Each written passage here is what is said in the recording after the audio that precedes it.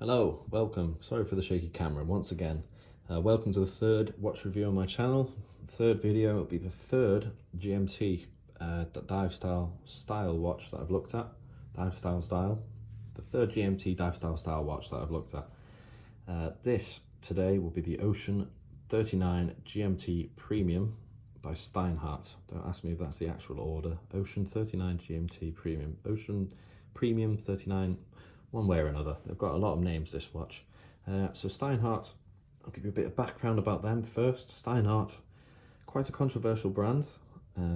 Most of their watches, in fact almost all of their watches, are in inverted commas homages to other watches, particularly Rolexes.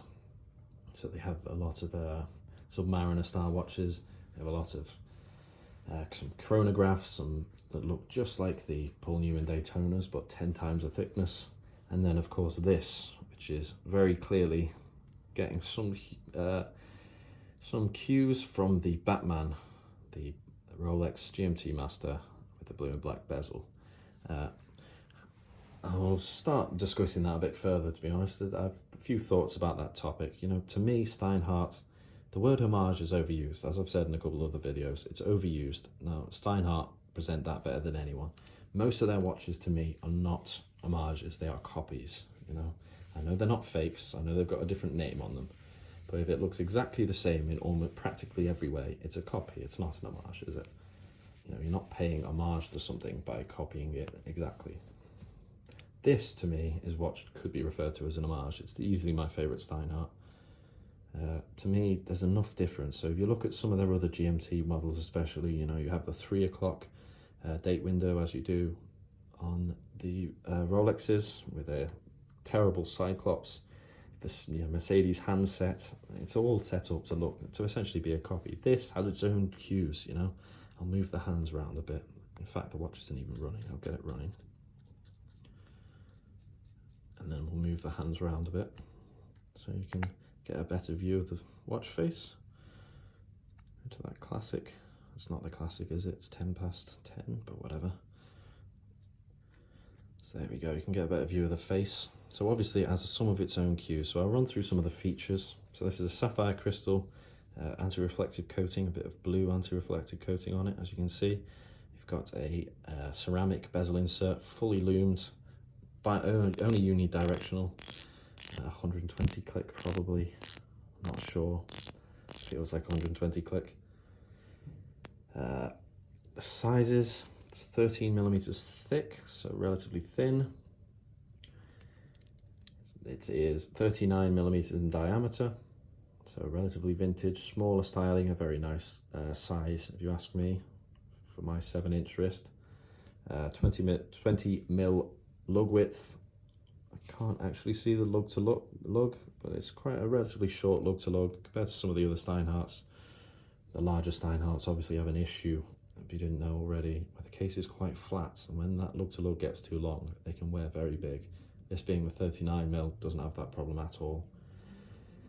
Screw-in crown with crown guards, signed crown as well, Steinhart logo. Bezel action's very nice, I didn't mention. It is very nice, not much play. I like to say that. There's a bit of play in that, but it is a nice action. It's a shame it's only unidirectional. But I actually will come on to that later. I have a theory about why that is. Again, slightly controversial theory.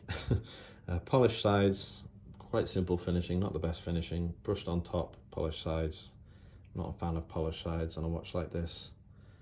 Like my Tudor Black Bay 58, picks up a lot of scratches. I went for the Jubilee bracelet, which is quite a bit of I think it's around £70 add-on, which is quite a lot, to be honest. Very generic clasp that you see on a lot of micro brands. The Steinhart logo there, 4 micro adjusts, which is plenty with these thin links, these short links. You don't need any more than that at all. Fold over, simple, relatively nice, but you know, quite basic clasp. I'm sure I've missed things, I'll come to them. The movement is a Swiss-made ETA 2893.2 or SW330 Elaborate Premium. You don't actually get to know which is in it. If I knew more about movements, I could probably tell, because this is a display case back. Unfortunately, I do not know a huge amount about movements. I know it's got 21 joules, it's around 40 odd hour power reserve, 40 and a bit probably. Super Luminova. I'll show you the lume at the end. And as I say, a display case back there with a gold rotor, Steinhart rotor. You're not going to get the best view of it, I'm afraid. I can't be bothered taking it off the bracelet. But some nice finishing. I do like the rotor with the crown, Steinhart crown cut out of it. That's a nice touch. And yeah, that's the watch.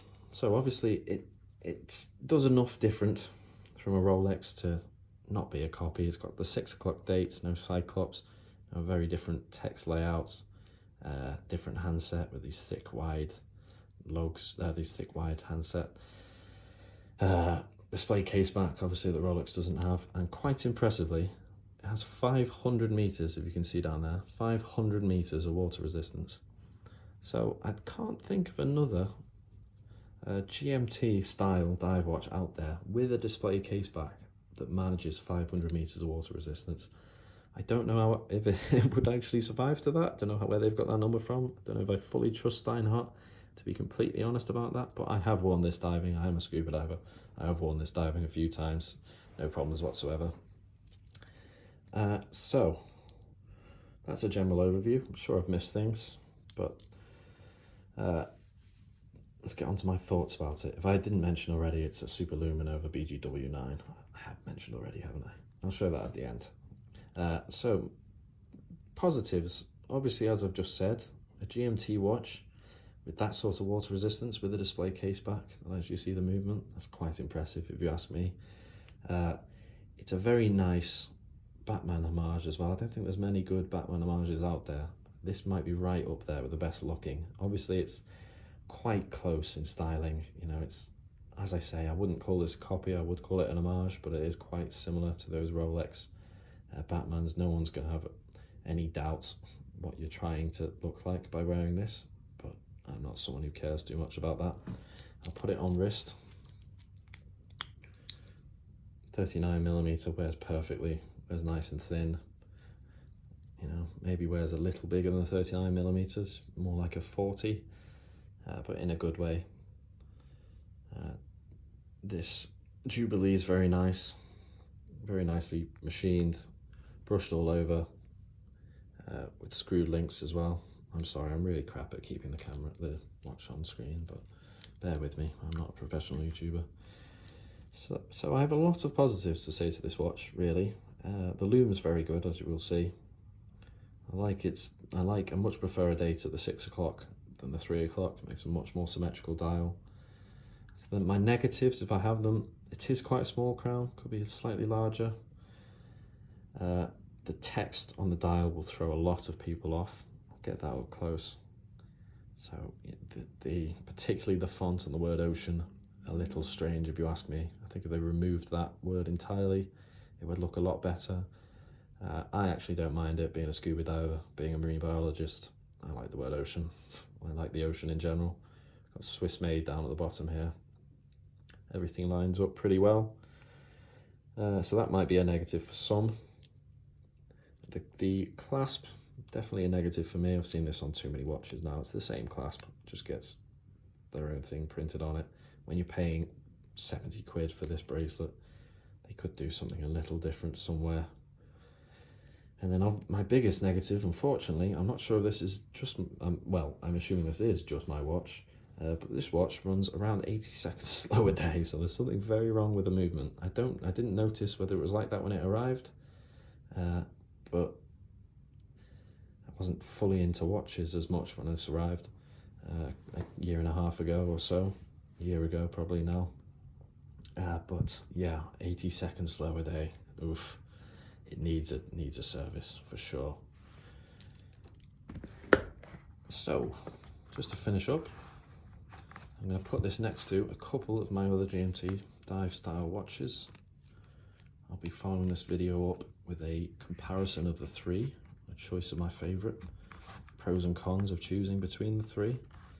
But it stacks up nicely against these two in the sort of £600 to £800 range. I haven't actually said the price of this precisely. It's a bit cheaper actually now that I say that. €690, which is 579 pounds, with the standard oyster bracelet. Obviously, if you get the Jubilee, that's going to go up to around, oh, that's without tax. Okay, apologies, it's €690 or €579 without tax, so whatever that is in pounds, around 600 and something. So yeah, feature wise, I think this watch is fantastic. Ceramic bezel, fully loomed, sapphire crystal, lots of anti-reflective coating, GMT function, 500 meters water resistance with a display case back. Feature wise, it's fantastic. Finishing isn't wonderful, but it's fine. And obviously the big issue for me is that movement not working, but don't take that as a standard. Hopefully that's just my watch. Okay guys, so thanks for watching. I'll loom this up quick. Bear with me whilst I close my blinds.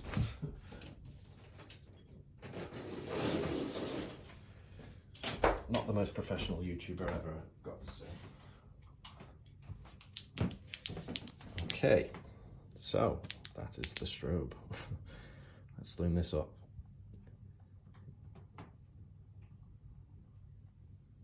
There's that BGW9 glowing nice and blue. Next to it I've got the Baltic Aquascape GMT, similar price range. There's the green, the C1 Super Luminova, or Luminova, whatever it is. And then here is the Laurier Hyperion GMT, which has a combination of both, the green and the blue, so they look nice side by side. So I'm going to follow this video up with a review of the three, but thanks for watching. That was the Steinhart Ocean 39 139 Premium GMT, whatever the hell it's called. Thanks for watching.